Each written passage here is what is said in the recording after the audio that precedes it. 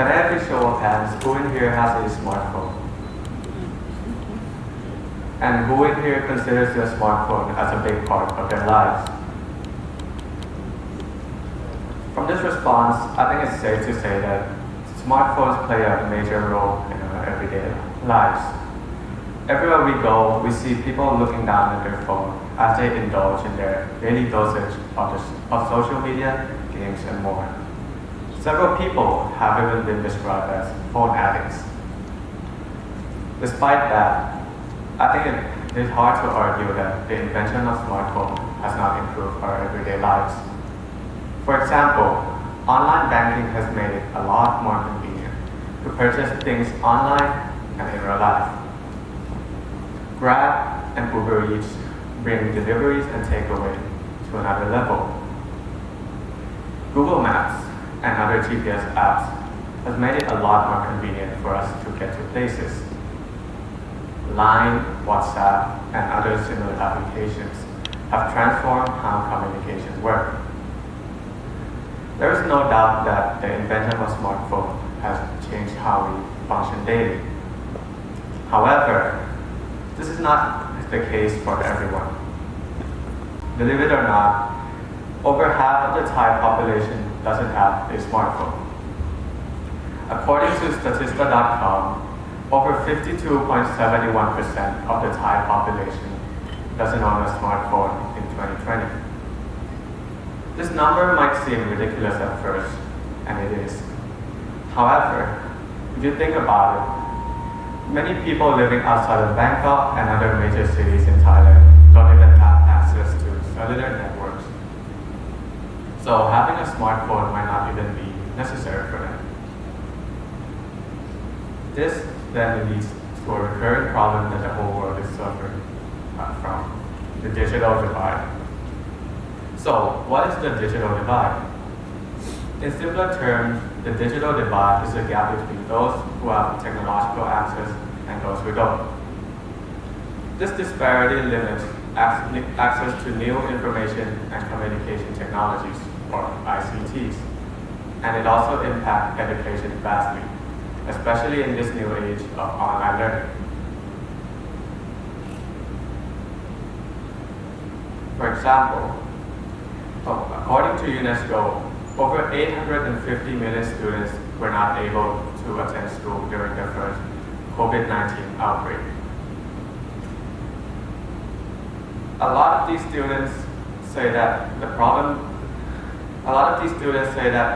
they struggled most with during online school is the lack of technology. This lack of access consists of the lack of computers or technological devices, lack of internet access, and lack of an effective environment for them to learn. These unfortunate students were essentially disconnected from learning during online education. This then makes the digital divide even worse. Furthermore, the digital divide also affects disabled people. Disabled people require special software or equipment in order to aid their needs. And because of their disabilities, they are not able to find a job and to support themselves financially. And these special equipment and software tend to be a lot more expensive than regular machines. To put this into perspective, an example would be visually impaired people. Visually impaired people tend to have a lack of access to books because they can only read books that contain Braille. These Braille books not only have to be translated manually, but they also have to be printed out using specialized printer to raise the dots. Although screen readers and text-to-speech softwares have been created to help tackle this problem, these Braille translated books are still very scarce. These factors are what are contributing to the digital divide in disabled people. Furthermore, the digital divide also impacts those that are economically disadvantaged. Think about it. Each year, companies come up with new and improved technologies. With new technologies come a higher price tag. To put this into perspective, let's take a look at the 2014 iPhone and the 2020 iPhone. When the 2014 iPhone was launched in 2014, the iPhone 6 Plus cost 29,400 baht. Fast forward a few years, when the iPhone 12 Pro Max was launched in 2020, it cost 39,900 baht. Some of you might say that's not a significant of an increase, but hypothetically speaking, at this rate, the iPhone 22 will cost 57,400 baht.